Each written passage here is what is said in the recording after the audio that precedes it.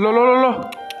पापा हमें अपने स्कूल का ज्योमेट्री बॉक्स और चीज लेना है, पैसे दो ना। ठीक है बच्चों, ज्योमेट्री बॉक्स और चीज लेना है ना, तो ये लो 50 रुपए। लेकिन पापा इतने में सब कुछ कैसे हो जाएगा, और पैसे दो ना। फिर तू ले ले। इतने में नहीं होगा। फिर चिंटू तू ले ले। क्या पापा और दो ना। चलो ठीक है, मैं तुम्हें अब चीज के पैसे दे रहा हूँ, ज्योमेट्री बॉक्स में खुद ले आऊंगा। ये ले पकड़ 20 रुपए। अब दूसरा जल्दी से, ये पकड़ 20 रुपए। तीसरा ये ले 20 रुपए। हाँ ये ज्योमेट्री बॉक्स सही रहेगा बड़े के लिए, अब ये बीच वाले के लिए ठीक रहेगा, छोटे के लिए कौन सा लो। हाँ ये ठीक रहेगा। चलो। अरे बच्चों देखो, मैं तुम्हारे लिए ज्योमेट्री बॉक्स ले आया है। अरे वाह पापा।